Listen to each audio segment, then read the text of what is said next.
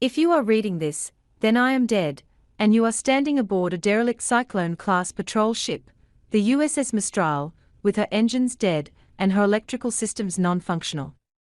I was the XO of this vessel, Lieutenant Commander Ryan Simmons. Please read this carefully. If you are an officer or enlisted man in the United States Navy, this is an order. Scuttle this vessel, immediately. Do not finish this letter.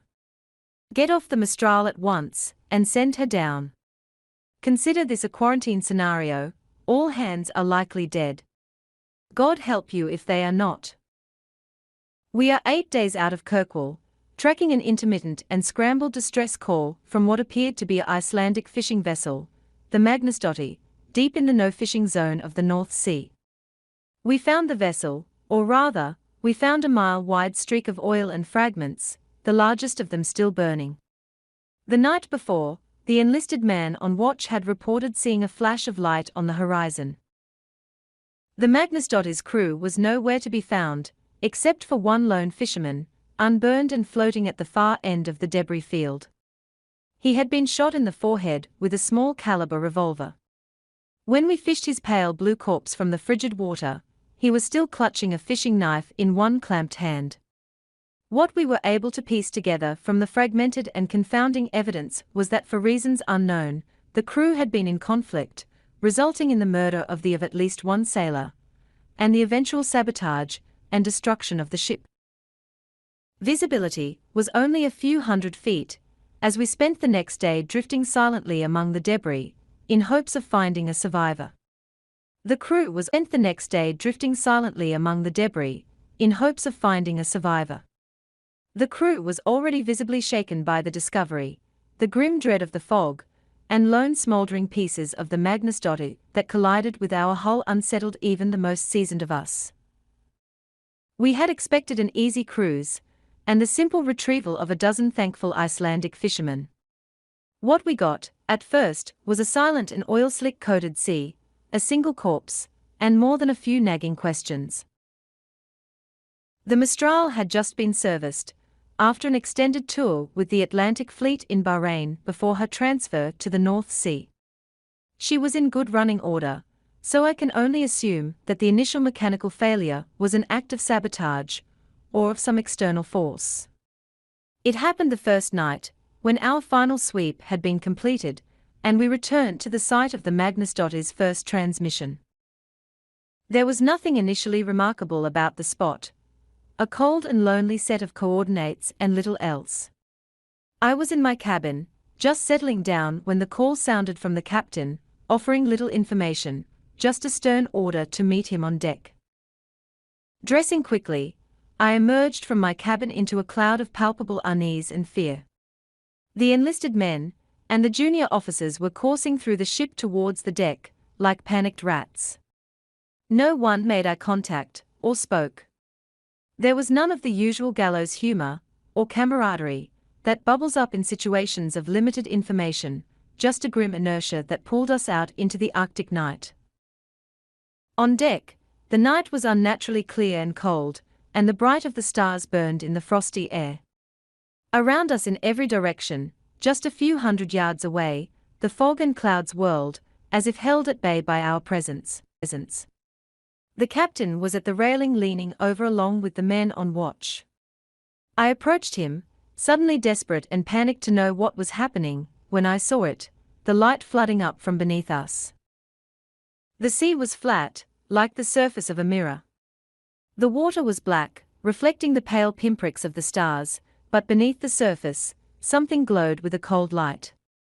Pulsating shapes of violet, green, and deep cobalt blue shone from beneath. They flowed and merged and shimmered silently, deep below the glassy sea. We stared, 24 men and women, struck dumb and horrified by the sight. There was a sense of scale that emerged from the fluid movement of the lights. They seemed to be many fathoms beneath us, which would make them terribly large and impossibly fast. There were no solid shapes, and no disturbance of the water, just a deep field of liquid flowing light. We watched for what seemed like hours, entranced by the mesmerizing ballet of cold light, a mirror reflection of northern lights. When it ended, abruptly, there were three almost simultaneous events. First, the lights seemed to contract, each mote freezing in place and collapsing like the iris of an eye in bright sunlight. Secondly, there was a tremor in the air that first raised the hair on the back of my neck. As the ghostly lights winked out of existence, it rose in intensity, until I thought my eyeballs might shake their way out of my head. Through the fog of sudden pain, I heard a noise rising above Arctic wind, a humming vibration from the Mistral herself that matched the electric shuddering in my skull. It was as if every light bulb aboard the Mistral were suddenly flushed with power, flaring bright and buzzing noisily in their housings, and when the whine had reached a fever pitch, they began to pop and shatter among a shatter of sparks. From start to finish, it lasted less than 2 seconds, and we were left floating silently in the dark waters, beneath the starry sky, on a dead and crippled boat. The damage was invisible, without any obvious cause, and total. Nothing aboard the Mistral worked, each carefully crafted system of multiple redundancies had crumbled. Every light was shattered, and even the replacement bulbs, and the small flashlights we all carried held fused and useless filaments. Satellite phones, shortwave radios, all means of communication were useless bricks of plastic and wire. Every battery was dead, every stereo system was silent. We were adrift, without sail or engine, isolated from the world by 100 miles of black and silent sea. The crew moved through the ship that first night like moles, fumbling through dark corridors with only a few pale green chemical lights to check each system. They relayed each disheartening message like a fire brigade through the darkness, to where the captain and I stood on the deck, trying to make sense of the senseless. At last, when nothing else could be done, I fumbled my way back to my cabin, and tried to sleep, the darkness feeling like an oppressive many-fingered hand, slowly gripping my chest. The next morning, I again took stock of our situation, hoping for some fragment of hope we had passed by in the night. The damage was total. We would have to find a way to send a distress call, and hope that we had not drifted too far from our last known coordinates. The men may not have known the full details, but it was clear from their haunted visages that they knew how dire the situation was. The first death was that afternoon.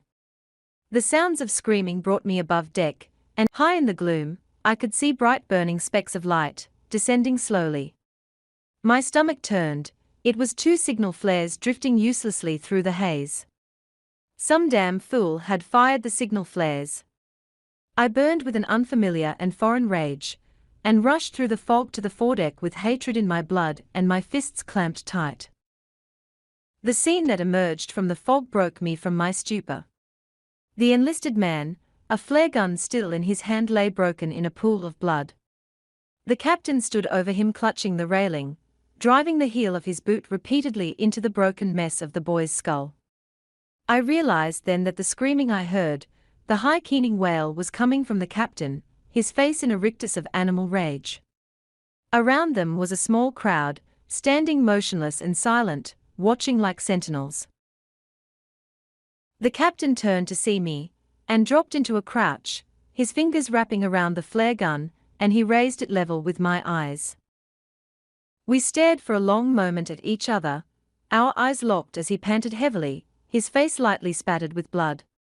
The only sound was the wet gurgling exhale of the enlisted man's death rattle, a bubble of blood forming on his ruined face. I'd served with this man for nearly a decade. This was not the man I knew. This was a hollow simulacrum, filled with violence and terror. I spoke to him then, in a soothing voice. I asked him to hand me the flare gun.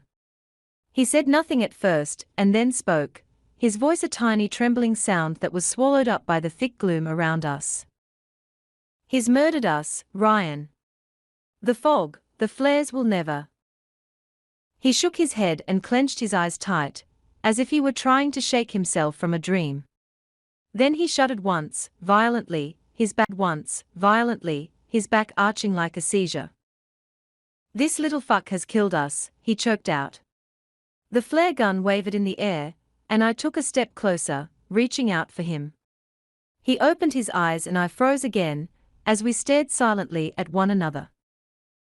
"You're going to die here." He giggled quietly. "I always wanted to watch you die, you fucking coward."